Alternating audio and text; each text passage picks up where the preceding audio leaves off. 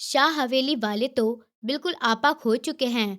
उनका बस एक ही मुतालबा है, या तो तुम उनकी पोती को तलाक दे दो या फिर वो तुम्हें जान से मार देंगे। ज़हीर की बात पर वो कहका लगाकर हंसता। शाह हवेली वालों की इस बचकाना जिद का मजाक उड़ा गया था। उन्हें क्या लगता है, सैयद अहमद गिलानी को मौत का डरावा देंगे? उनकी आंखों के सामने उनकी पोती को लेकर ना आया तो मैं भी रहीम गिलानी का पोता नहीं। उसकी आंखों में जिद और जुनून साफ दिखाई दे रहे थे। वो लोग अभी तक अहमद गिलानी से वाकिफ नहीं थे, इसी खातिर ये सब बोल रहे थे। तुम अभी क्या करने का इरादा रखते हो? ज़हीर को उसके इरादे खतरनाक लगे थे। अपनी बीवी से मिलना चाहता, उसे देखना चाहता। उसकी बात पर उन दोनों ने ही आंखें फाड़ी। उसे ऐसे देखा जैसे उसका दिमागी हालत पर शक हो। ये नामुमकिन है। इस वक्त अभी पहला मामला ही नहीं संभला, तुम फिर से ये करके शाह हवेली वालों के इंतकाम की आग को और हवा दोगे। अहमद ने जमशेद शाह के पोते फाहम की अच्छी खासी धुलाई की थी, जिसकी वजह से वो लोग अच्छा खासा गुस्सा थे। बहुत नुकसान हो सकता है अहमद। जहीर अपनी जगह से आगे होता फिक्रमंदी से बोला था, क्योंकि अब अगर अहमद ने कोई बात कह दी तो वह ऐसा करने का इरादा भी रखता था। इसलिए जहीर का इतनी घबराहट का शिकार होना लाजिम था। मैं नहीं डरता इन शाहों की धमकियों से। आप ही इनके खौफ को अपने अंदर जगाए रखो। मैं कभी भी इनके असर में नहीं आने वाला। अहमद अपनी जगह से उठता विंडो के सामने खड़ा हुआ, जहां हानिया आफ्ताब का नज़ारा बहुत हसीन था।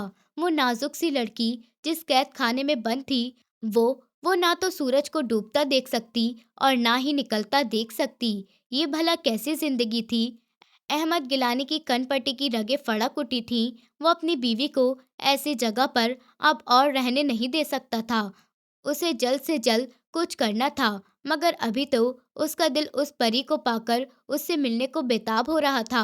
अहमद गिलानी ने कभी अपनी किसी ख्वाहिश पर बंद नहीं बांधा था। उसे खुलकर जीने की आदत थी। तुम्हारे दिमाग में क्या चल रहा है? जहीर उठकर उसके करीब आकर पूछ रहा था। मुलाकात का इंतजाम करवाओ, वो चाहना अंदाज में बोला। अच्छा, और वो तुम्हारे ससुर जी मान जाएंगे और फूलों के हार से इस्तकबाल करेंगे। और अगर मैं ये कहूँ कि वो क्या, पूरी शाह हवेली मेरा इस्तकबाल करेगी, तो वो यकीन भरे लहजे में बोला। ज़हीर ने लब खींचे उसे देखा। मेरा पैगाम भेजो शाह साहब की तरफ, अपनी बीवी से मुलाकात चाहता हूँ। ऐसे कैसे आया? ज़हीर को उसकी दिमागी हालत पर शक हुआ। अरे भाईजान, पूरी बात तो सुन ले।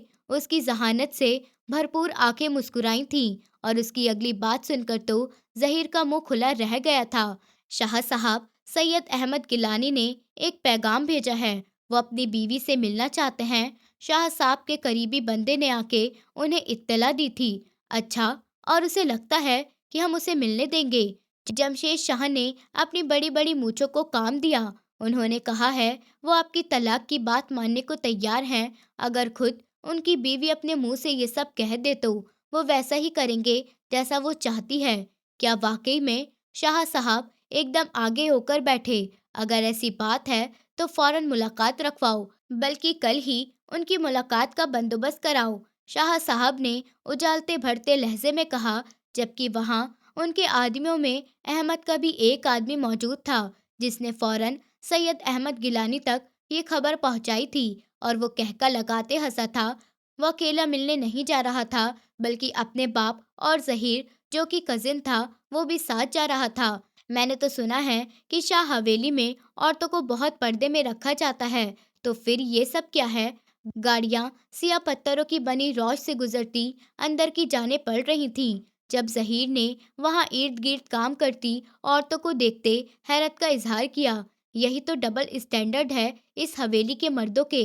वो पर्दा सिर्फ अपनी औरतों को करवाते हैं और औरतें मुलाजमाओं की नुमाइश के लिए पेश करते हैं। रेहान साहब ने तंजिया लहजे में जवाब दिया, जबकि उस पूरे अरसे में अहमद बिल्कुल खामोश रहा। वो यहाँ आने से पहले यहाँ की बहुत सारी मालूमात ले चुका था। उनका कोई खास इस्तकबाल नहीं किया गया था, जिसकी उन्हें अच्छे से तवक्को थी। शाह साहब, रेहान साहब आगे बढ़ते सलाम किया था, जो बड़े गुरूर के साथ अपने नश्तीत पर विराजमान सबसे आखिर में खड़े अहमद गिलानी को देख रहे थे। जिनकी शख्सियत से उन समेत वहां बैठा हर फर्द ही मुत्तसिर नजर आ रहा था। फहम भी वहां मौजूद था। वो नकवत से अपना पहलू बदल गया था। तशरीफ रखें, उनके सलाम का जवाब देते उन्हें बैठने का इशारा किया, जबकि उनकी मुंतसिर निगाहें अहमद गिलानी पर ही थीं कि वो उन्हें मुखातिब करेगा, मगर ऐसा कुछ नहीं हुआ। उसके चेहरे पर छाया गुरूर जमशेद शाह से भी कहीं ज्यादा था। हम यहाँ आपकी महफिल में बैठने नहीं आए। जिस मकसद के लिए आए हैं वो जरा जल्दी पूरा कर दें।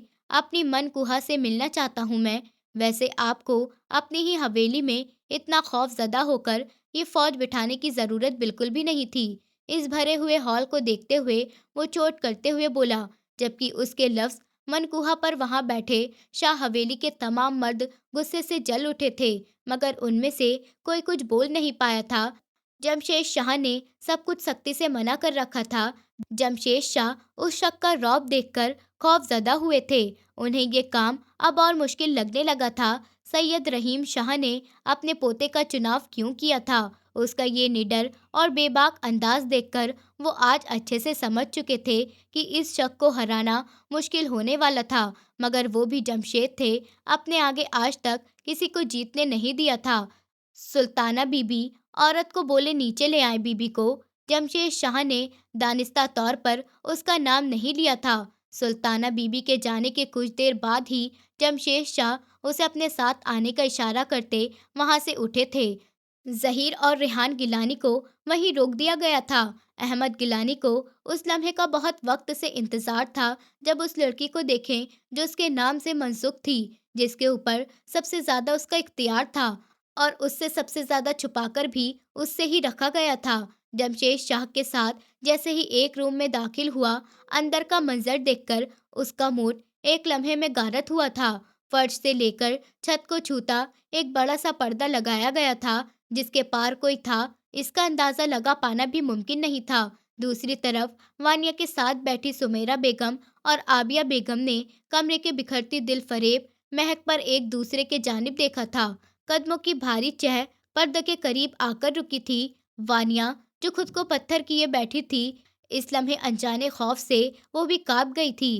इस पर्दे के पार आपकी मनकुहा मौजूद है। आपको जो सवाल पूछना है आप पूछ सकते हैं। उसकी सवालिया निगाहों के जवाब में जमशेद शाह ने उससे जो बात कही थी, अहमद ने सजाइया निगाहों से उनकी तरफ देखा था। आपकी शाह हवेली में औरतें अपने महरम से भी पर्दा करती हैं क्या? उसकी भारी संजीदा आवाज़ पर्दे के पार भी गूंजी थी। ये पर्दा हटाएं, मैंने अपनी बीवी से आमने सामने बैठकर बात करनी है। उसके गंभीर लचक लहजे पर वानिया ने घबराकर सुमेरा बेगम की तरफ देखते उनका हाथ मजबूती से थाम लिया था। हम नहीं जाएंगे। उसकी कांपती आवाज बहुत मध्यम थी, मगर फिर भी पर्दे के बिल्कुल पास खड़े अहमद गिलानी के जिरक जमातों से महफूज नहीं रह पाई थी। ये आवाज इतनी दिलकशी और मासूमियत भरी थी कि अहमद का दिल उसे और सुनने को चाहा था। आपको ऐसे ही बात करनी होगी। हमारी पोती बहुत बाबता है। जब उन्हें आपके साथ रहना ही नहीं, तो आपके सामने अपना पर्दा खराब क्यों करे? जमशेद शाह भी अपनी बात पर डटे खड़े थे। वानिया की ढारस बंदी थी। उसने अपनी सफ़ेद शॉल को बहुत मजबूती के साथ अपने चेहरे के इर्द गिर्द लपेट रखा था। उसके गुलाबी सफ़ेद हाथ खौफ से कांपने लगे। आप कैसे कह सकते हैं कि मैं रिश्ता ख़त्म करने का इरादा रखता हूँ? जिस बात का फैसला अभी तक मैंने खुद भी नहीं किया, इसके बारे में आप कैसे जान सकते हैं? आपने मुझे यहाँ ये मजाक करने बुलाया है क्या? अहमद गिलानी का लहजा एकदम सख्त हुआ। वानिया थर थर कांपने लगी थी। उसने सुमेरा बेगम का हाथ और मजबूती से थाम लिया था, जो आंखों में आंसू लिए सुमेरा बेगम की तरफ देख रही थी। वो भी अपने दामाद की झलक नहीं देख पाई थी, मगर जिस डरी और बेखौफी के साथ ये शख्स जमशेद शाह के आगे डटा खड़ा था, उन्हें बातें सुना रहा था, सुमेरा बेगम को हौसला मिला था कि ये शख्स इतने जल्दी हारने वाला नहीं था। आपको सिर्फ रजामंदी लेनी थी। आप वो यहाँ से ले सकते हैं। जमशेद शाह से आज तक कभी भी किसी ने इस तरह जिद नहीं की थी जिस तरह ये शख्स कर रहा था। उनका ज़र्फ जवाब देने लगा था। ये शख्स उनके रौब में आने के बजाय उन पर रौब डाल रहा था।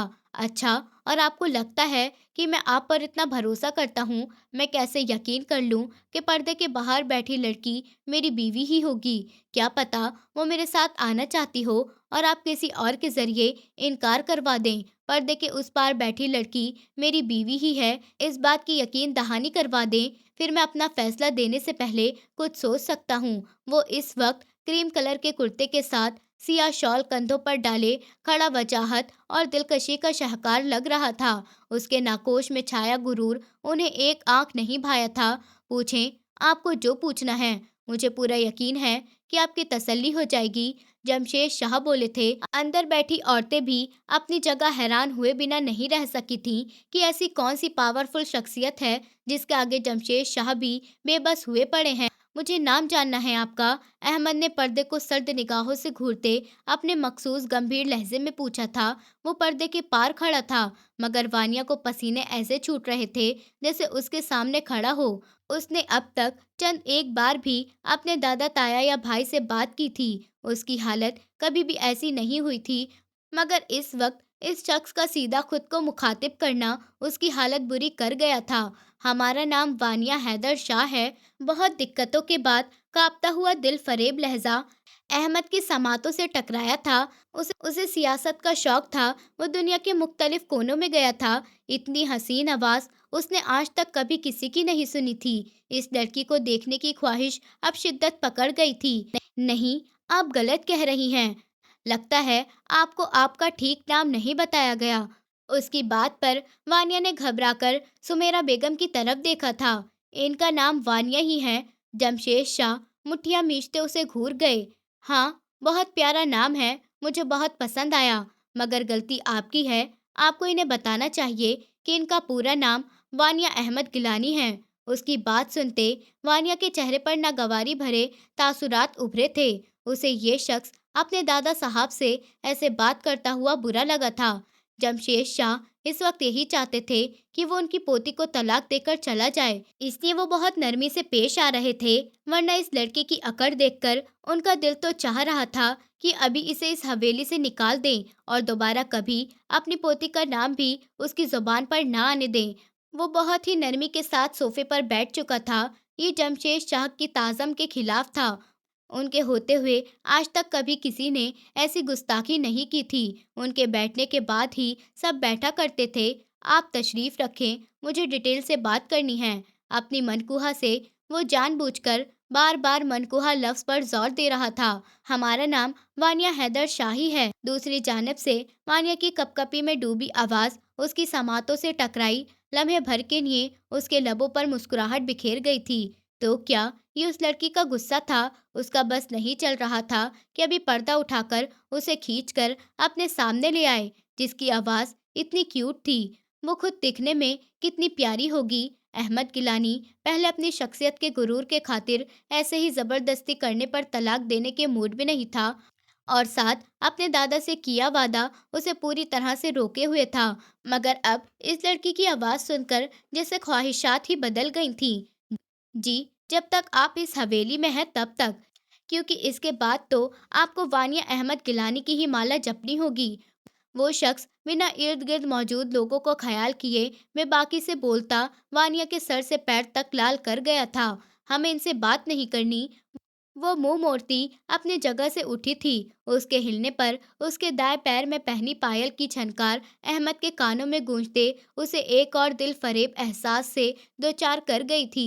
उसकी आंखों की मुस्कान गंदी हुई। उसका कपकपी भरा लहजा सुन चुका था। पहले तो ये साबित कर दे कि आप ही मेरी मनकुहा हैं। वो अचानक बोलता उसका कदम रोक गया। हम ही आपकी मनकुहा हैं। फिर से वो कांपती आवाज उसकी समातों से टकराई थी। वो दांतों तले दबाता अपनी मुस्कुराहट रोक गया। मुझे यकीन दिलाएं, वो सख्त लहजे में बोला था, जबकि उसकी सहरंगेज निगाहों में फैली मुस्कुराहट उन्हें और हसीन बना रही थी। हम कैसे यकीन दिलाएं? वो नाराजगी भरी निगाहों से माँ को देखती गुस्से से बोली थी।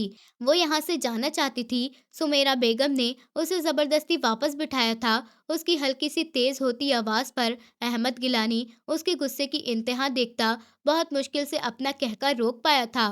उसके तसव्वुर में इस नाजुक दोशीजा का एक बहुत खूबसूरत अक्स बन चुका था। सामने आए मेरे, उसकी गंभीर भरी आवाज एकदम से बोझल हुई थी, तो वानिया का दिल जोर से धड़क उठा था। वो कुछ नहीं बोली तो उसका पूरा जिस्म खौफ से ठंडा पड़ चुका था। अगर उसे अपनी माँ और ताई का सहारा ना होता तो वो अब तक पीछे गिर चुकी होती।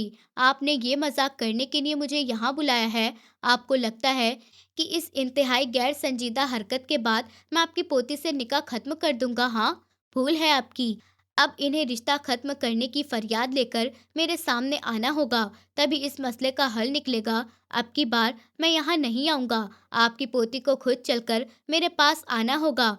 तब तक के लिए माफ़ी चाहता हूँ। वो अपनी बात की नफ़ी होती महसूस करता। अब की बार अपनी बात बहुत संजीदगी और दो टूक अंदाज में कहता वहाँ से निकल गया था।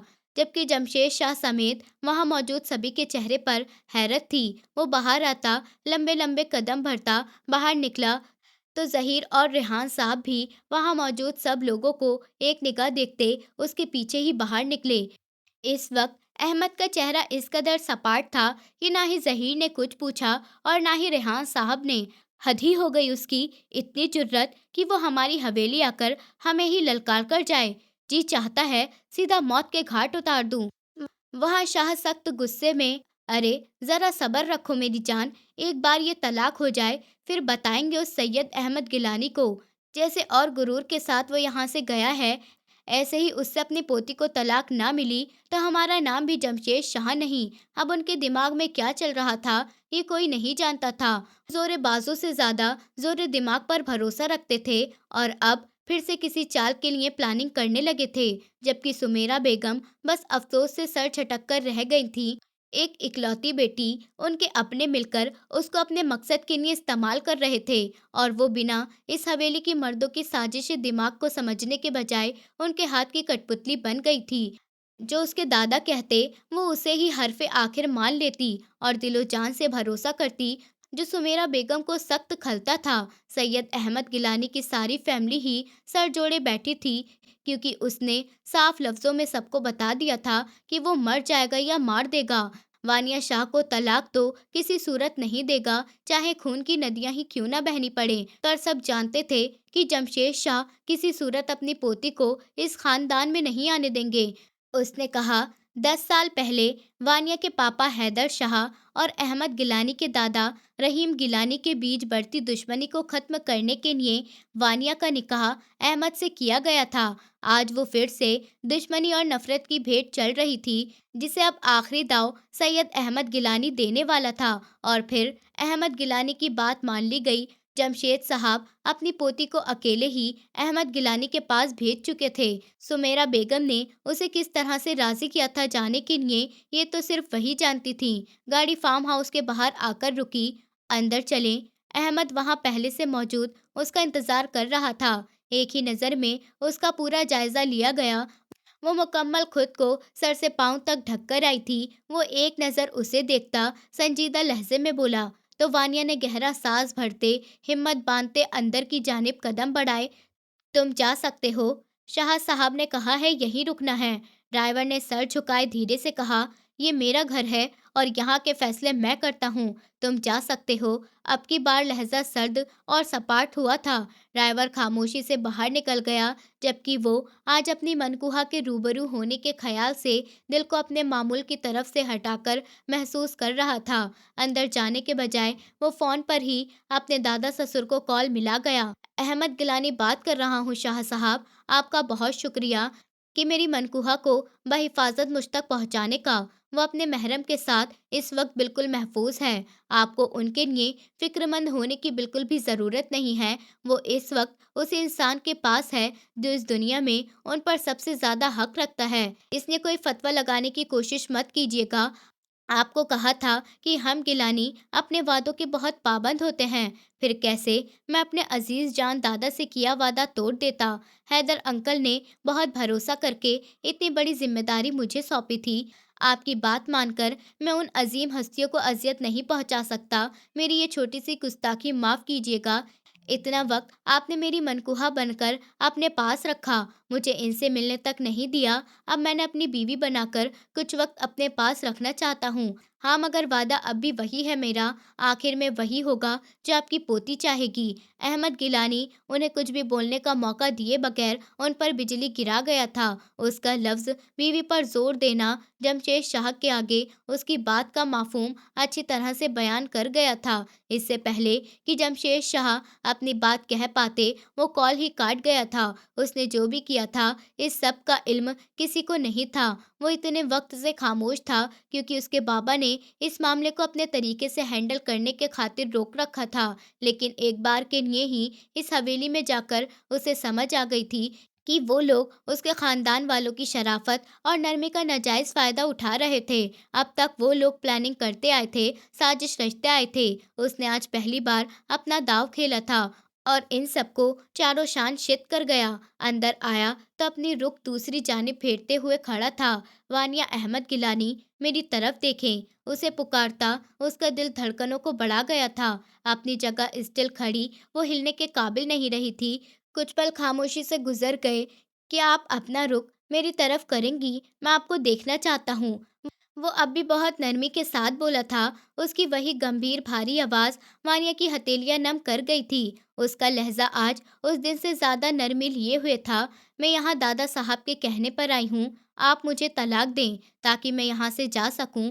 वो अभी तक इस बात से बेखबर थी कि उसके साथ क्या हो चुका है। इस लड़की की इस मासूमियत पर अहमद के लब बेख्तियार मुस्कुराए थे।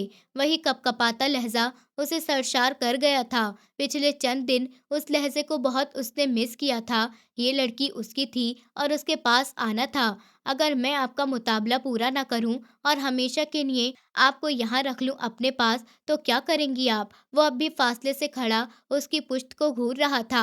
वही कपकपाता खौफजदा लहजा, उसका दिल हुमक हुमक कर इस लड़की को देखने को चाह रहा था। आप ऐसा नहीं कर सकते। मैं दादा साहब से आपकी शिकायत करूंगी। उसे अपने दादा साहब से आगे कुछ नहीं सोचता था। अहमद इस नाम को और सुनना नहीं चाहता था। ये लड़की किस बुरी तरह से अपने दादा के ताले की चाबी थी, उसे देखकर अच्छे से पता चल रहा था। जिसकी हर एक बात में उसके दादा का जिक्र था। जो बात अहमद गिलानी को इंतहाई नागवार गुजर रही थी। आप इस वक्त अपने शौहर के घर में हैं, जहां सिर्फ अहमद गिलानी की ज़र्रादारी है। यहाँ ना तो आपके दादा साहब आ सकते हैं, ना ही उनकी सुनी जाएगी। मैं आपको आपके दादा साहब से छीनकर यहाँ ले आया हूँ। वो तफसील से बताता वानिया के होश उड़ा गया। उसे तो यही लगा था कि वो कुछ देर के लिए यहाँ भेजी गई है। मगर ये शख्स ये क्या बोल रहा था? आप क्या कह रहे हैं? मुझे कुछ समझ नहीं आ रहा। आप ड्राइवर को बुलवा लें, मैं यहाँ से जाना चाहती हूँ। उसके अंदाज में छुपा खौफ अहमद के लबों पर मुस्कुराहट गहरी करके आता। आप मुझसे इतनी खौफज़दा क्यों हैं? खा तो नहीं जाऊँगा आपको, महरम हूँ आपका, आपको देखने का हक रखता हूँ ना? उसकी जाने पेशक करता हुआ बहुत मुलायमियत से बोला था। इस दिलकशी भरी आवाज़ के मालिक को देखने की ख्वाहिश अब सर पर चढ़ चुकी थी। मेरे करीब मत आइएगा। वो रुख मोड़े अपने चेहरे को शॉल से ढके खौफ से लरसते हुए बोली थी। उसे अपनी इज्जत और बापर्दगी खतरे में लगी थी। वो अपनी जगह से आगे बढ़ती दीवार के साथ जाकर खड़ी हुई। उसके उठते कदमों पर पायल की झनकार अहमद की तवज्जो अपनी जानिब खींचने के साथ साथ उसके दिल में भी हलचल मचा गई थी। मैं महरम हूँ आपका, उसने अपने अल्फाज पर जोर देते कहा। कदमों की हरकत नहीं रुकी थी। मैं नहीं मानती, वो एहतजानन बोली थी। आवाज़ में नमी घुलती उसे और दिलकशी कर रही थी। फिक्र मत करें, आपका शौहर सब मनवा लेगा। इस बार अपना दीदार तो करवाएं, इतनी जालिम मत बने। वो उसके पीछे चंद कदमों के फासले पर आकर रुका। अगर आपने मेरा पर्दा हटाया तो मैं अपनी जान दे दूंगी, वो सख्त लहजे में बोलती अपने अल्फाज से अहमद का जब्त आजमा गई थी। इस लड़की की मासूम धमकियां उसे और अपनी तरफ मायल कर रही थीं। उसे देखकर साफ लग रहा था कि वो इतनी जल्दी उसके आगे सरेंडर नहीं करने वाली है। मगर मुकाबिल भी अहमद गिलानी था। आज तक हर जगह अपनी शख्सियत का लोहा मनवाता आया था, यहाँ कैसे पीछे रह जाता। सुना है इस्लाम को बहुत फॉलो करती हैं, तो क्या ये नहीं जानती कि आपके शौहर का कितना हक है आप पर? वो उतना सब्र वाला बिल्कुल नहीं था जितना इस वक्त इस लड़की के सामने दिखाया गया था। मैं नहीं मानती आपको अपना कुछ। वो अपने अल्फाज पर अब भी कायम थी, मगर अहमद गिलानी का सब्र अब खत्म हो चुका था। वो और आगे हुआ, उसकी खुशबू वानिया के गिर्द पूरी तरह से फैल चुकी थी। वानिया को उसकी ये महकती खुशबू भी महसूस करना गुनाह लग रहा था। इतनी देर से नाक बंद करने से अब उसकी सांस फूलने लगी थी। वो सर से पैर तक खुद को इस तरह से ढके हुए थी कि उसके वजूद का अंदाज़ा लगा पाना भी मुश्किल था। मैं मनवाना जानता हूँ, उसने हाथ बढ़ाया था और एक झटके से उसका रुख अपनी तरफ मुड़ गया। उसकी गिरफ्त इतनी मजबूत थी कि वानिया के हाथ से उसके शॉल का पल्लू फिसल गया। उसकी दूध या गुलाबी हथेलियां अहमद की नज़रों में आ चुकी थीं, मगर चेहरे को उसने अब तक दुपट्टे से छुपा रखा था। वो पूरी तरह से ब्लैक लिबास में मलबूस थी, जो देखकर अहमद की आंखों में सताइश भर गई थी। ब्लैक कलर उसका फेवरेट था, मगर वो ये नहीं जानता था कि ये लड़की ये कलर जानबूझकर पहनकर आई थी। उसके साथ की भी कयामत थी।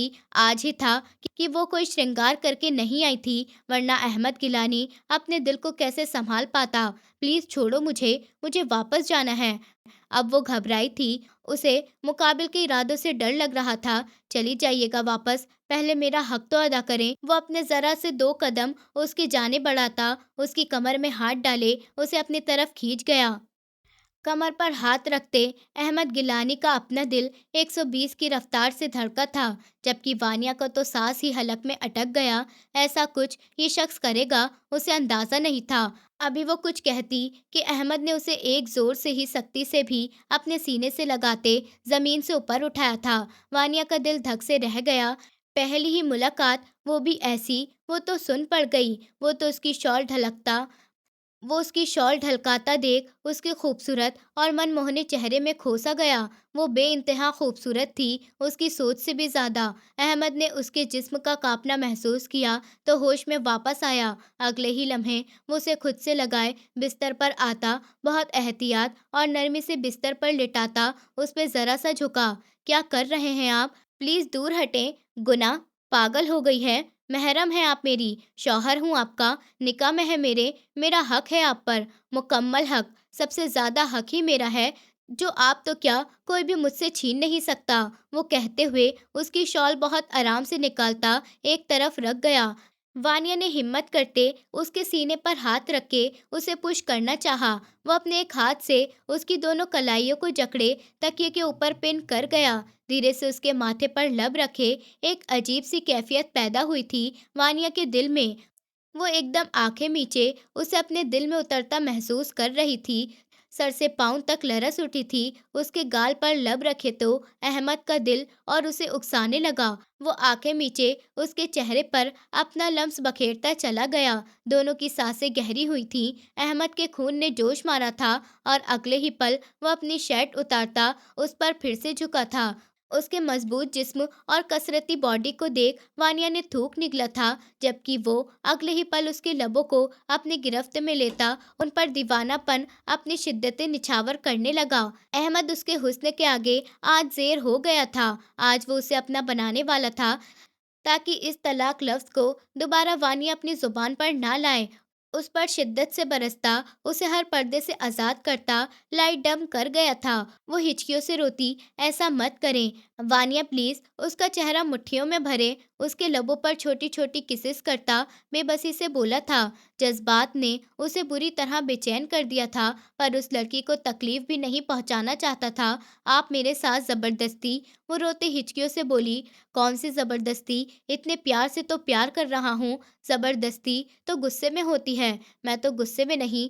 मैं तो आपको देख आपके इश्क में मुब्तला हो गया हूँ। उसे धीरे धीरे अपनी बातों से रिलैक्स करता, उसे अपने आप महसूस करवाता, उसके रोंगटे खड़े कर रहा था। मुझे डर, वो उसके कंधे पर हाथ धरे घबराए हुए बोली, पर अपनी बात मुकम्मल ना कर पाई। अपने सारे डर मुझे दे दो। Just relax. उसे बहुत प्यार से समेटता, उसकी रूह की गहराइयों में शामिल होता, उसे सिसकने पर मजबूर कर गया। उसने बहुत कोशिश की कि उसे तकलीफ ना दे, लेकिन आंसू टूट कर बरसे थे। वो अहमद की सोच से भी ज़्यादा नाजुक निकली थी। वो उसके सीने पर मुक्के बरसाते अब मुसलसल रो रही थी।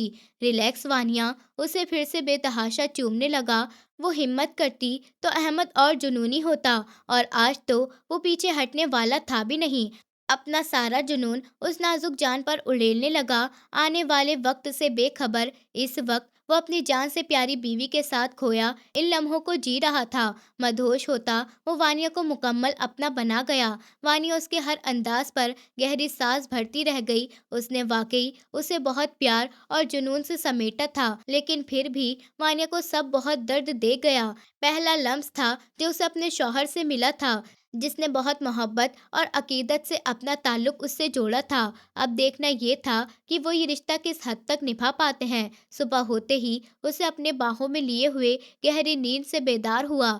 जरा सी करवट ली तो नरम और नाजुक वजूद को अपने हिसार में पाता, चेहरे पर एक दिल फरेब मुस्कान लिए उसे देखने लगा, जो बेइंतहा खूबसूरत थी। रात पहली मुलाकात ही उनके मिलन का बयान बनी थी, और ये बात तो उसके घर वालों को भी नहीं पता होनी थी, क्योंकि अहमद ने ये मुलाकात बहुत राजदाना अंदाज में करवाई थी। जमशेद शाह को बेवकूफ़ बनाना इतना आसान नहीं होगा। अहमद को अंदाज़ा नहीं था। वो गहरा सांस भरते अपनी बीवी को देखने लगा, जिस पे उसके प्यार का रंग चढ़ा था कि अहमद का उसे देख देख कर जी ही नहीं भर रहा था। वो कह सकता था कि उसकी बीवी बहुत खूबसूरत थी, लेकिन इतनी ही नाजुक। रात भर की अपनी जुनूनी शिद्दतें याद करता वो अपने लब दांतों तले दबा गया। उसके माथे पर लब रखता वो बाथरूम का रुख कर गया।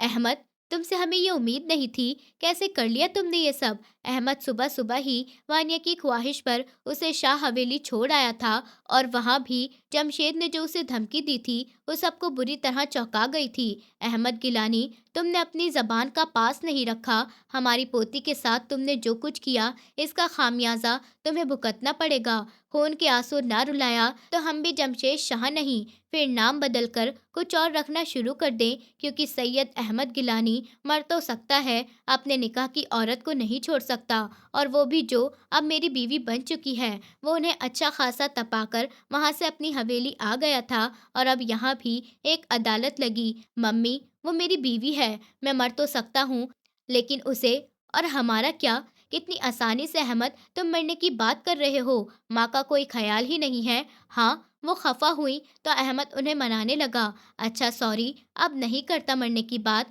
वो माँ को मनाता अपने सीने से लगा गया। शुरू ही से वो बाप से ज्यादा माँ के करीब था, और गुजरते वक्त के साथ वो उनके लिए बहुत ज्यादा एहसास हो गया था। मुझसे वादा करो कि अब तुम शाह हवेली वालों से कोई ताल्लुक नहीं रखोगे। उनकी बात पर एक पल को अहमद चुप सा हो गया। आंखों के सामने वो नूरानी और पाकिज़ा चेहरा लहरा गया, तो अहमद गहरा सांस भरे हाँ में सर हिला गया। जब से वानिया वापस आई थी, उसका रो रो कर बुरा हाल था। माँ उसकी कंडीशन देख समझ चुकी थी। वो और अहमद अपनी जिंदगी में कदम आगे बढ़ा चुके थे। तो वही जमशेद शाह और फहम गुस्से से सब पागल थे, और अहमद पर कातिलाना हमला करवाना चाह रहे थे। यूं तो उसका मुकाबला नहीं कर सकते थे, लेकिन पीठ पीछे वार करके वो उसे गिराना चाहते थे। रो क्यों रही हो? शौहर है वो तुम्हारा। अगर ताल्लुक जोड़ लिया तो कोई गुनाह नहीं किया। सुमेरा बेगम ने गुस्से से वानिया को देखते कहा। मम्मी, मेरी मर्जी के बिना मुझसे। वो हिचकी भर गई। तो क्या है तुम्हारी मर्जी? तुम्हारी मर्जी किसमें है? तुम तो वो ही करती हो जो तुम्हारे ताया और दादा कहते हैं। तुम्हारी अपनी सोच कहाँ है?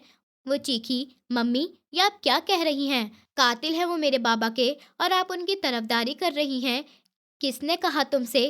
ताया ने, तुम्हारे दादा ने। बस कर दो वानिया, मत चलो उनके इशारों पर। अभी भी वक्त है, संभल जाओ। ये ना हो कि सब कुछ खो दो। उससे गुस्से से कहती बाहर निकल गई। एक पल को वो उनकी बात पर गौर कर भी लेती, लेकिन जो अहमद ने उससे बिना उसकी मर्जी के ताल्लुक जोड़ा, वो और दुखी हो गई थी। क्या कह रही हो? वानिया उम्मीद से है। तकरीबन 1.5 माह बाद ये खबर जमशेद शाह तक पहुंची तो उन पर पहाड़ बनकर टूटी। इन 1.5 माह में उन्होंने दोबारा अहमद पर हमला करवाया, लेकिन वो मौजूदा तौर पर बच गया, पर पलटकर अब तक वार किया न कुछ कहा। वो बिल्कुल चुप था। दोबारा न तलाक की बात हुई, और ना ही उसने वानिया से मिलने की या किसी और से डिमांड का जिक्र किया। पर ये सब उसकी माँ की ली कसम का नतीजा था, वरना वो चुप रहने वालों में से नहीं था। बच्चा गिरा दो। अचानक से जमशेद शाह की बात पर सुमेरा के पैरों तले से जमीन खिसकी। इस कदर जुल्म, इस कदर जालिम कैसे हो सकते हैं आप? वो हमें इस खानदान से न ताल्लुक रखना है, न किसी तरह की कोई संजीव। जब बच्चा इस दुनिया में आने से पहले खत्म हो जाएगा, तो अहमद खुद वानिया को तलाक दे देगा। उनकी साजिश पर एक बार फिर सुमेरा का दिल दुखा। उन्हें हवेली के इन मर्दों से नफरत थी। एक उनके शौहर थे जो इन रस्मों और नफरत से दूर थे, पर ऊपर वाले ने उनकी उम्र बहुत कम लिखी थी। तुम ऐसा कुछ नहीं करोगी वानिया। खबरदार, जो तुमने अपने दादा के कहने पर उस बच्चे को कुछ भी करने की कोशिश की, मैं तुम्हें कभी माफ नहीं करूंगी। सुमेरा बेगम के लाख समझाने पर भी वानिया नहीं मानी। उसके दिलो दिमाग में जमशेद शाह ने इतना जहर भर दिया था कि उसे और किसी की कोई बात समझ ही नहीं आ रही थी। और फिर वो इमोशनली स्पॉइल हुई। जमशेद शाह ने कहा था कि वो अहमद गिलानी का खून के आंसू रुलाएगा, और अब वही करने वाले थे। जमशेद शाह ने कॉल मिलाकर वानिया की जानिब फ़ोन बढ़ाया था। दूसरी तरफ से कॉल पिक होते ही उसका वही सहरंगेज लहजे वानिया की समातों से टकराया था। वानिया की आंखें धुंधला गई थीं। मैं वानिया हैदर शाह बात कर रही हूँ। अहमद गिलानी उसी वक्त सबके साथ डिनर करने बैठा था। जमशेद शाह के मोबाइल से वानिया की आवाज़ सुनता वह अपनी जगह से उठता हुआ दिल अनजाने खौफ से धड़क उठा। क्या हुआ अहमद? ज़हीर ने उसे पुकारा। जब बिना कुछ बोले उसने फ़ोन स्पीकर पर डाल दिया। मैं वानिया हैदर शाह अपने पूरे होश हवास में इस बात का इकरार करती हूँ कि अहमद गिलानी ने मेरे साथ ज़बरदस्ती अपना वाज़ेह ताल्लुकात इस्तवार किया, लेकिन मैं ना तो आगे चलकर इस शक के साथ रहना चाहती हूँ और ना ही इसकी औलाद को जन्म देने की ख्वाहिश रखती हूँ। मैं अपनी मर्ज़ी से इस बच्चे की जान ले रही हूँ, चाहे इसके नतीजे में मेरी अपनी भी जान क्यों न चली जाए, मुझे परवाह नहीं। इतनी नफ़रत है मुझे अहमद गिलानी से। वानिया के अल्फाज नहीं, कोई पिघला हुआ शीशा था जो अहमद गिलानी के कानों में उंडेल दिया गया था। डिनर टेबल पर बैठे तमाम अफराद टहल उठे। ये क्या करने जा रही थी वो लड़की? वो प्रेग्नेंट थी। ये बात भी उस तक 2 दिन पहले पहुंची थी, लेकिन इसके बावजूद वो खामोश रहा क्योंकि माँ ने उसके कदम रोक रखे थे। पर आज वो जो करने जा रही थी, अहमद मरने वाला हुआ था। वानिया हैदर शाह, मेरी बात भी कान खोलकर सुन लो। अगर मेरे बच्चे को ज़रा भी नुकसान पहुंचा, तो मैं तुम्हारे ख़ानदान के किसी फ़र्द को भी ज़िंदा नहीं छोड़ूंगा। अहमद गिलानी के अल्फाज वानिया की समातों ने आखिरी बार सुने थे। उसने फ़ोन टेबल पर रखते साथ रखी दवा की बोतल अपने लबों से लगा ली थी। वानिया, अहमद दूसरी तरफ से चिल्लाया था, मगर वो उसकी बात सुनने की हालत में नहीं रही थी। उसे दूसरी तरफ से वानिया की बुरी तरह से खांसने की आवाज़ आने लगी। ऊपर वाले रहम कर। वहां मौजूद तमाम अफराद सख्ती में आ चुके थे। अहमद के चेहरे पर गुस्सा छा गया था। आंखों से खून टपकने को तैयार था। उसने अपनी जगह से उठते माँ की जानिब देखा था। मैं तुम्हें अपनी कस्मों से आज़ाद करती हूँ। जाओ, अपनी औलाद को बचा लो। इन दोनों को कुछ नहीं होना चाहिए। रुमाना बेगम अपने बेटे की आंखों की फरियाद समझते खून होते दिल के साथ ही अल्फाज अदा कर गई थीं, ये जानते हुए भी कि वहाँ अहमद की जान के दुश्मन बैठे हैं। वो लोग अब भी उसे नुकसान पहुंचाने से बाज नहीं आएंगे। मगर अहमद गिलानी को तो इस वक्त अपना होश ही नहीं था। जिस लड़की को दिलो जान से चाहा था, वो आज उसकी नफरत की वजह से अपने आप को मौत के हवाले कर गई थी। उसका दिल दर्द से फटने के करीब हुआ था। वो उसे खोना नहीं चाहता था, और ना ही अपनी औलाद को। कहाँ जा रही हो? उसकी पुकार पर वानिया अपने कदमों को वहीं रोक गई थी। उसकी तबीयत बहुत गिर गई थी। वो कुछ नहीं बोली थी, सख्ती से वहीं खड़ी रही। आपको लगता है मेरा हिसाब दिए बगैर कहीं जा सकती हैं आप? उसके बिल्कुल मुकाबलन खड़ा होता उसके दिलनशी सराबे को अपनी गहरे साए आंखों से घोटता हुआ बोला था। वो लड़की पहले से भी कहीं ज्यादा हसीन लग रही थी। उसका भर भरा सरापा अहमद गिलानी की आंखों में खुमार भर गया था, मगर वो दरमियानी फैसला कायम रखे उसके सामने ऐसे ही खड़ा रहा। वानिया का वजूद खौफ से लरसने लगा। उसकी निगाहें झुकी हुई थीं, खौफ से और शर्मिंदगी से भी। आपको ज़रा सा तरस नहीं आया मेरी औलाद पर और मुझ पर ये जुल्म करते हुए? मुझसे नफरत करती हैं, मैं जानता हूँ, मगर इस नन्ही जान ने आपका क्या बिगाड़ा था जब इस दुनिया में आई भी नहीं? अहमद गिलानी के अंदाज से लग रहा था वो कितना जब्त किए हुए है। आपको फिर से मौका मिले तो फिर से वही अमल दोहराना चाहेंगी ना आप? इतनी ही शिद्दत से आपकी नफरत की अहमद की बात पर वानिया ने तड़प कर उसकी जानिब देखा था। इस शख्स की आंखें जब्त से लाल हो रही थीं। उसकी अजियत उसके हर अंदाज में दिखती थी। तब भी वो उसे घूर रहा था। चेहरे पर संगीन तासुरात छाए हुए थे, जबकि कनपटी की रगें बाहर को उभर रही थीं।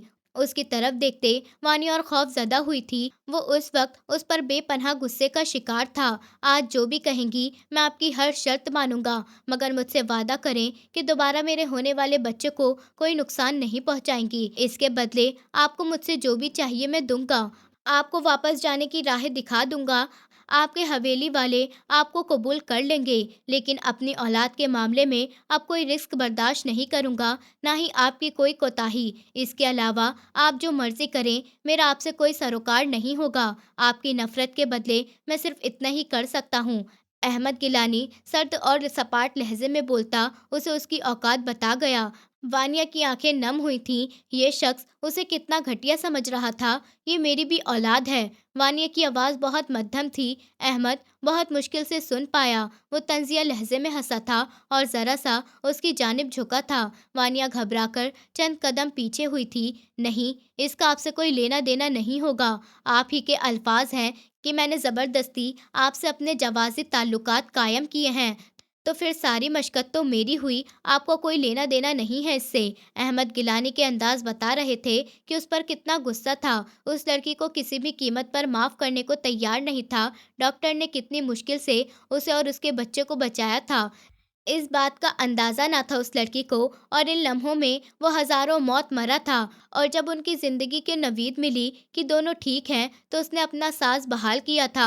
और अब वो कितने आराम से वापस जा रही थी, बिना किसी शर्मिंदगी के, बिना अपना जुर्म कबूल किए। वो एक गुनाह करने जा रही थी। अपनी ही औलाद को इस दुनिया में आने से पहले ही वो मारने वाली थी। अब चाहे कुछ भी हो जाता, वो वानिया से ना दूर रह सकता था, ना दस्तरदार हो सकता था। उसके दिल में वहम बैठ गया था कि वो उसके होने वाले बच्चे को नुकसान पहुंचाएगी, क्योंकि उसे लगा कि उसकी लगाम उसके दादा के हाथ में थी और वो वही करती थी जो उसके दादा जान उससे करवाते थे। उसे वापस हवेली छोड़े बाहर से ही वापस लौट गया। अंदर दाखिल हुई तो सुमेरा बेगम ने उसे जिन नज़रों से देखा, वानिया का दिल कट सा गया। वो शदीद गुस्से से अपना रुख फेर गई। उसके दादा जख्मी थे क्योंकि अहमद उसे यहाँ लेने आया था। उसे रोका गया। सामने ही वो ज़मीन पर गिरे तड़प रही थी और उसके दादा पास खड़े उसको तड़पते देख रहे थे। और वहीं अहमद की बस हुई थी। वो आगे बढ़कर उसे उठाने लगा कि जमशेद उसके रास्ते में घायल हुए रुक गए। वो एक तरफ जहाना अंदाज में बढ़ा। उसी पल वो अनबैलेंस होते गिरे थे और उन्हें चोट आई थी। पर अहमद को परवाह कहाँ थी। उसे तो बस अपनी बीवी और बच्चे को बचाना था। और उसके जज्बात और नीयत सच्ची थी कि वो उन्हें बचा चुका था। उस पर यकीन करता, वो उसे उसके घर वापस छोड़ता घर आ चुका था। पर फिर भी एक डर उसके दिल में कुंडली मारकर बैठ गया था कि उसे वानिया पर भरोसा नहीं रहा था। कुछ दिन यूं ही खामोशी से गुजर गए। वक्त कहाँ रुकता है, चलता रहता है। जमशेद शाह हॉस्पिटल गए तो हॉस्पिटल के होके रह गए। उन्हें कोई बीमारी तशखीस हो रही थी, उनके टेस्ट हो रहे थे और उनके लिए उनका बेटा सब कुछ भुलाए उनकी खिदमत में लग गया था। जबकि फ़हाम को भी इन दुश्मनियों से दूर करने के लिए उसके वालिद ने बाहर मुल्क भेज दिया था। रात उसने वानिया को लेकर बुरा ख्वाब देखा था। उसने वानिया को सुबह से हज़ारों बार कॉल की, लेकिन उसने एक कॉल भी नहीं उठाई। उसका बहुत बुरी तरह दिल बेचैन हुआ तो उससे मिलने चला गया। वानिया के साथ हवेली में कोई भी बात नहीं करता था। वो भी बिल्कुल खामोश हो गई थी। इन दिनों उसका जी मतलाता था तो निडाल हो जाती थी। सुमेरा बेगम उसके खाने पीने का अच्छे से ख्याल रखती थी, हर तरह की केयर कर रही थी, लेकिन उससे बात नहीं करती थी। पानी का जग उठाया। वो जैसे ही अपने रूम में दाखिल हुई, रूम में उठती महक ने एकदम उसे ठिठकाने पर मजबूर किया था। सांस अंदर खींचकर इस खुशबू को पहचानते उसकी रंगत एकदम से सुर्ख हुई थी। उस शख्स की खुशबू को वो इतनी ही आसानी से पहचान गई थी। उसे खुद भी हैरत हुई थी। पर उस रात की मुलाकात के बाद यही खुशबू न जाने कितनी देर तक उसे अपने वजूद से उठती महसूस होती रही थी।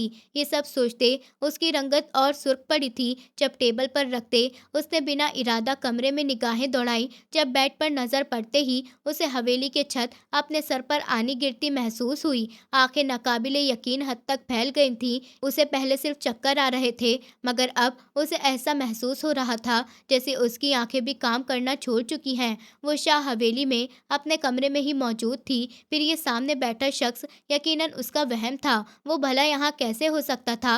वही बेबाक और शोक भरी निगाहें। वानिया को ये वहम कहीं से नहीं लगा था। वो बहुत ही इस्तेकाक के साथ उसके कमरे में उसके बेड पर नींद दराज था। आप वानिया तो अपनी जगह से हिल भी नहीं पा रही थी। इस शख्स ने उसे अपनी परेशानी में ऐसे डाला कि अब चक्कर आना भी बंद हो चुके थे। जी, मैं यहाँ तशरीफ़ लाएंगी या वहीं से अंदाजे लगाती रहेंगी? अहमद गिलानी, जो बहुत ज़्यादा गुस्से में अंदर आया था, वान्या की जर्द पड़ती रंगत और नकाहत ज़दा वजूद देख वो अपना गुस्सा तो भूल ही गया था। बिना उसे देखे ही जैसे वो उसकी मौजूदगी का अंदाज़ा लगाती, उसकी खुशबू महसूस करने लगी थी। इस बात ने अहमद गिलानी को बेपनाह खुशी दी थी। ये लड़की मानने से इनकार कर रही थी, मगर अहमद गिलानी को इस वक्त उसका रिएक्शन देख के खुशी मिली थी कि वो भी कहीं न कहीं इस लड़की के दिल में अपना नक्श छोड़ चुका है। आप यहाँ क्यों आए? वो घबराहट के आलम में दरवाजे के जानिब बढ़ी। उसका दिमाग अभी तक ये कबूल ही नहीं कर पाया था कि ये शख्स इतनी सिक्योरिटी के बीच उसके कमरे तक पहुंच चुका है, जहां आज तक हवेली के किसी भी मर्द को आने की इजाज़त नहीं थी। बाहर मत जाइएगा, वरना मैं भी आपके पीछे बाहर आ जाऊंगा। आपके लिए तो महरम हूँ, मगर आपकी हवेली की बाकी औरतों के लिए बिल्कुल भी नहीं हूँ। मेरे वहाँ जाने से उनका पर्दा खराब हो सकता है। आपके दादा साहब की रिवायत टूट जाएगी आपकी वजह से। अब आपका फैसला कर लें कि आपको क्या करना है। अहमद गिलानी बहुत ही होशियारी के साथ उसके दिमाग से खेलता उसके कदमों को वहीं रोक गया था। आप ऐसा क्यों कर रहे हैं? वानिया की आंखों से आंसू बह निकले। उसकी तबीयत पहले ही ठीक नहीं थी। इस शख्सी बेबाकियों को सहने का हौसला नहीं था। इस वक्त दरवाज़ा लॉक करके यहाँ आए, मैं बताता हूँ आपको क्यों ऐसा कर रहा हूँ। अहमद गिलानी बज़ाहिर बहुत ही सीरियस अंदाज में उसकी बातों का जवाब दे रहा था, मगर उसकी गहरी सी आंखों में शरारत नाच रही थी। वानिया न चाहते हुए भी लरजते हाथों से दरवाज़ा अंदर से लॉक कर गई और मरे हुए कदमों से उसकी जानिब आई। मेरी तबीयत ठीक नहीं है, वानिया ने निगाहें झुकाए घबराकर जवाब दिया कि अगले लम्हे वो उसे अपने पास खींच गया। उसकी लरजती घनेरी पलकें अहमद गिलानी का बेचैन और करार लूट कर ले गई थी। हर गुजरते दिन के साथ उसका दिल इस लड़की की मोहब्बत में डूबता चला जा रहा था, मगर वो थी कि अभी उससे पहले दिन वाला गुरेज ही बढ़ते हुए थी। वो अपना दिल पूरी तरह से हार बैठा था इस संग दिल लड़की के आगे। मैं वही ठीक करने के लिए तो आपके पास आया हूँ मेरी जान। उसके दोनों हाथों की उंगलियों में अपनी उंगलियां फंसाते वो उसकी हथेलियों पर बार बार अपने लब रख गया। तो वान्या का दिल जोर से धड़का था, रंगत और सुर्ख हुई थी। अहमद का ये अकीदत भरा अंदाज वान्या की धड़कनें मुंतशिर कर देता था। उसका दिल उस शख्स का आदी हो चुका था। जमशेद शाह ने उसके दिल में अहमद गिलानी के लिए जो नफरत डाली थी, अहमद गिलानी की अकीदत और मोहब्बत के आगे तो वो न जाने कहाँ दफन हो चुकी थी। आपकी औलाद इसी खातिर चाहते हैं ना कि हमारे दादा को नीचा दिखा सकें? वानिया ने हिम्मत करते वो सवाल पूछ ही लिया जो शाह हवेली वालों ने ही उसके दिमाग में भरा था। कुछ वसवसे अब भी दिमाग में थे कि क्या पता वो वाकई ऐसा कर रहा हो, क्योंकि वो जिस जगह मौजूद थी वहाँ मर्द जात का ये रूप उसके लिए अब भी नाकाबिले यकीन था। जबकि अहमद को ये सवाल निहायत नागवार गुजरा था। ये लड़की इससे ज़्यादा बात नहीं करती थी, मगर जब करती थी तो ऐसे ही खून जलाकर रख देती थी। आपको ऐसा क्यों लगा वानिया? वो सब अपनी गोद में मुंतकिल कर गया। बिल्कुल बच्चों की तरह गोद में उठाए वो उसके पेट पर अपना हिस्सार बांधता, अपने आने वाले बच्चे के वजूद को वहाँ महसूस करता सरशार हुआ था। जबकि वानिया लरजती जा रही थी, उसका लम्स उसे घबराहट में मुब्तला कर रहा था। आप मुझे तंग मत करें प्लीज़। उसकी बात के जवाब में रुख मोड़ गई। जब उसी लम्हे अहमद उसका बाजू अपनी गिरफ्त में लेता नरमी से अपने करीब कर गया, तो वानिया ने घबराकर उसके जानिब देखा था। तंग तो आप मुझे कर रही हैं। पूरा दिन आपको कॉल करता हूँ, आप जानती हैं मुझे हर पल आपकी खैरियत की फ़िक्र रहती है, और फिर भी आपने मुझे कोई रिस्पॉन्स नहीं दिया। क्यों? क्यों ऐसा करती हैं मेरे साथ? आपको मुझसे नफ़रत है। मैं बोल चुका हूँ कि आपकी मर्ज़ी और ख्वाहिश के मुताबिक फ़ैसला होगा, पर मैं अपनी औलाद पर कोई कॉम्प्रोमाइज़ नहीं करूँगा। पूरा दिन जिस बेचैनी और इज़्तिराक में गुज़ारा था, अब भी उसकी वैसी ही लापरवाही देख वो अपने गुस्से पर काबू नहीं रख पाया था। अहमद ने उसको अपने हिसार में कैद करते दरमियानी फ़ासला तकरीबन ख़त्म कर दिया था। वो वानिया की गर्दन पर अपनी दहकते लब रख चुका था। उसकी गर्म सांसें और लहज़े से निकलते शोले वानिया का चेहरा झुलसाकर रख गए थे, लेकिन उससे भी ज़्यादा उस शख्स के अल्फाज ने उसको अजीब से एहसास से दचोर कर दिया था। उसने पलकें झपकते अपनी आंखों के किनारे पर आ ठहरे आंसुओं को अंदर धकेला था। मैं बहुत अच्छे से जानती हूँ आपको, मेरी नहीं, अपनी औलाद की फ़िक्र है आपको। परेशान होने की ज़रूरत नहीं है। अब की बार पहली वाली गलती नहीं करूँगी। आपकी औलाद को कुछ नहीं होने दूँगी, ये वादा है मेरा आपसे। वानिया ने उसकी गिरफ्त से खुद को छुड़वाना चाहा, जिस चक्कर में वो और उसके नज़दीक हो गई। हाँ, ऐसा ही होना चाहिए। अब की बार मैं कोई गलती बर्दाश्त करूँगा भी नहीं, न किसी किस्म की मोहलत मिलेगी जो इस बार मिली है। उसका लहज़ा अब भी संगीन था। अहमद की ज़ीरत निगाहों से उसके आंसू पोशीदा नहीं रह पाए थे। उसकी ताबीही लहज़े पर वानिया की रंगत सर्द हुई थी। आइंदा मेरी कॉल पिक करनी होगी, चाहे कितनी भी मसरूफ़ हो। मैं जब पूछूँगा, मुझे मेरी बेबी की खैरियत के बारे में बताना आपका फ़र्ज़ है, वरना अच्छा नहीं होगा। वो दो टुक लहज़े में बोला था। इस लड़की को उसका मोहब्बत भरा अंदाज़ पसंद नहीं था। इसी खातिर वो अपने लहज़े में अजनबियत समो उससे मुखातिब होता था, लेकिन वानिया की फीकी पड़ती रंगत उसे अजीब से एहसास से दोचार कर रही थी। उसके बालों में हाथ फंसाए उसकी नरमाहटें महसूस करता, उसका चेहरा अपने चेहरे के करीब तर कर गया था। उसकी नाक ठंड की वजह से बिल्कुल लाल हो चुकी थी। वानिया ने इस कदर करीब आ जाने पर घबराकर उसकी जानिब देखा था। इन गहरी सी आंखों में हिलकोरे लेता जुनून से उसे साकित कर गया था। वो कितने ही लम्हे उसके जानिब देखती रही, एक दूसरे में खोए उन्हें वक्त का एहसास नहीं हुआ। अहमद पूरा दिन इस लड़की की वजह से टेंशन में रहा था, और अब उसके वजूद के दिल फरेब महक और नरमहटों को महसूस करते दिल में भरा सारा गुबार निकालने लगा था। वानिया पूरी तरह उसके साथ जुड़ी हुई थी। कमर और पेट पर सरकते उसके मजबूत हाथ के लम्स पर वानिया की सांसें मुंतशिर हुई थीं। वो जितना उससे अपने आप को बचाने की कोशिश कर रही थी, वो उतना अपने नर्म रवैये की वजह से उसे अपने जानिब मुतवज्जो कर रहा था। इस शख्स ने उसकी कद्र कीमत को कई गुना बढ़ा दिया था, मगर फिर साथ एक ख्याल भी आ ठहरता था कि ये सब वो सिर्फ अपनी औलाद की वजह से कर रहा है। जैसे ही वो उसकी औलाद को जन्म देगी, ये अच्छा शख्स उसकी औकात दिखा देगा। वो जानबूझकर उसको चिढ़ाती थी ताकि वो गुस्सा करे। एक अच्छा समय गुजारता वो वापस आ गया था, और अब तकरीबन उसका यही मामूल बन गया था। जमशेद शाह हॉस्पिटल में भर्ती थे, और अब वो पहले वाला रौब और दबदबा ना रहा था। अचानक ही कैंसर की बीमारी ने उन्हें बता दिया था कि ऊपर वाला सबसे बड़ा है, और वो दुनिया के ऊपर वाले बने थे। जब से वो उस बीमारी में मुब्तला हुए थे, तब से वो वानिया को भूल चुके थे, और वो बदला भी जिसकी वजह से वो नफरत ही नफरत फैला रहे थे। वानिया उनकी सेवा तो करने की कोशिश करती, पर उसको उनके करीब नहीं जाने दिया जाता। उन्हीं दिनों उसके बच्चे की पैदाइश हुई तो गिलानी फैमिली हॉस्पिटल पहुंच गई। वानिया ने एक बहुत ही प्यारे बेटे को जन्म दिया। अहमद बिल्कुल तुम्हारी कॉपी है। रुमाना बेगम ने उस मासूम फरिश्ते को सीने से लगाते उसका माथा चूमा। उस पल अहमद ने अपने शरीके हयात को देखा, जिसको अब उसे वादे के मुताबिक छोड़ने का वक्त हो चला था। वो अपने बेटे को पाकर खुश था, पर उसकी खुशी अधूरी थी। उसे वानिया भी चाहिए थी, पर वो जालिम अभी बेहिस बनी हुई थी।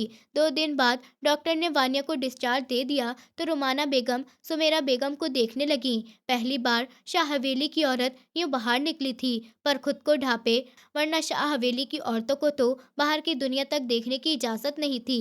हम वानिया को घर लेकर जाना चाहते हैं, सुमेरा बेगम से कहते रुमाना ने एक नज़र अहमद को देखा। नहीं मम्मी, हमारे साथ सिर्फ माहिर जाएगा, वानिया नहीं। मैंने अपनी ज़ुबान दी थी। आज इन्होंने मुझे मेरा बच्चा सही सलामत मेरे हवाले कर दिया है, अब मुझे भी इनकी बात माननी होगी। वो बोल नहीं रहा था, वानिया के कानों में सूर फूंक रहा था। सांस रोके वो अहमद को देखती, अब अपने बेटे को देख रही थी, जो आंखें मीचे बाप के सीने से लगा सो रहा था। वो कैसे उससे उसका बच्चा छीन सकता था। अहमद बेटा, माहिर को माँ की ज़रूरत है। मम्मी, मैं हूं ना, मैं अकेला ही बहुत हूँ अपने बच्चे के लिए। वानिया वो अब उसकी जानिब मुड़ा, जब तक सदमे में थी। डिवोर्स पेपर बनवा लें, जब चाहे मैं साइन। मम्मी, इससे पहले वो बात मुकम्मल करता, वानिया ने खामोश आंसू बहाते सुमेरा बेगम को पुकारा तो वो तड़प सी गईं। डॉक्टर से कहें मुझे जहर का इंजेक्शन लगवा दें। वो बिना किसी लचक के बोलती सबके दिलों पर छुरियां चला गई। क्या कह रही हो वानिया? सुमेरा बेगम ने उसे अपने सीने से लगाया। मैं नहीं रह सकती अपने बच्चे के बिना। ऐसे जीने से मौत, वो बिलक उठी। सुमेरा बेगम ने उम्मीद भरी नजरों से अहमद को देखा, जिसके चेहरे पर एक असूदा मुस्कान सजी। उसने माहिर को रुमाना बेगम की गोद में दिया। कुछ ही देर में वहां सिर्फ अहमद और वानिया रह गए। इधर देखो मेरी तरफ, बच्चे के खातिर ये रिश्ता सवार करना चाहती हो? वो उसकी ठोड़ी के नीचे हाथ रखे, उसका चेहरा ऊपर कर गया। वो आंसू पोंछते पलकें झुका गई। अगर ऐसी बात है तो मेरे लिए बहुत बड़ी आजमाइश हो जाएगी मिसेस वानिया अहमद। उसकी बात पर वानिया ने उसे नासमझी से देखा। आप मेरे पास होंगे, मेरे रूम में, मेरे सामने, मेरे घर में, और मैं आपसे दूर रहना मेरे लिए मौत के लिए बराबर होगा। और पास आपने आने नहीं देना। वो इतनी लगावट से बोल रहा था, बेख्तियार वानिया के चेहरे को मुस्कान ने छुआ। हाँ, जैसे पहले भी आपने मेरी मर्जी का ख्याल रखा था ना। वो खफा सी बोली। तब बात और थी, तब आपसे सिंगल रिश्ता था, अब डबल हो गया है। बीवी भी हैं और बच्चे की माँ भी। अब पल्ला भारी हो गया है। वो उसके गिर्द घेरा बांधते बोला। उसके माथे पर लब रख गया, और इस लम्स को कितनी शिद्दत से वो मिस कर रही थी, ये वही जानती थी। आई एम सॉरी, मैंने आपको बहुत तकलीफ दी। मुझे दादा जान ने बता दिया था कि इन्होंने सब झूठ बोला। बाबा का एक्सीडेंट हुआ था, लेकिन उन्होंने सारा इल्ज़ाम आपके ख़ानदान पर लगा दिया और मेरे दिल में नफ़रत का बीज बो दिया। सिर्फ़ अपनी नफ़रत की वजह से उन्होंने मेरा इस्तेमाल किया और मैं बेवकूफ़ बनती चली गई। वो शर्मिंदा सी बोल रही थी। चलो शुक्र है उन्हें भी एहसास हुआ। आप उन्हें माफ़ कर दें, वो बहुत तकलीफ़ में हैं। वानिया की बात पर वो सिर्फ सहमति में सर हिला सका। वो अब अपना माज़ी लेकर अपनी नई ज़िंदगी का आगाज़ नहीं करना चाहता था, सब भुलाकर आगे बढ़ना चाहता था। बहुत धूम-धाम से वो अपनी वानिया को शाह हवेली से गिलानी हवेली लेकर आया था, पर अपना शहज़ादा तो वो 1 मिनट के लिए नहीं छोड़ रहा था। सभी के चेहरे अंदरूनी खुशी से जगमगा उठे थे। दोस्तों, उम्मीद करती हूँ आपको हमारी कहानी पसंद आई होगी। कहानी पसंद आई है तो वीडियो को लाइक करें, चैनल पर नए हैं तो चैनल को सब्सक्राइब करें, और हाँ, नोटिफिकेशन बेल को ज़रूर दबाएं ताकि अगली अपडेट सबसे पहले आपको मिले।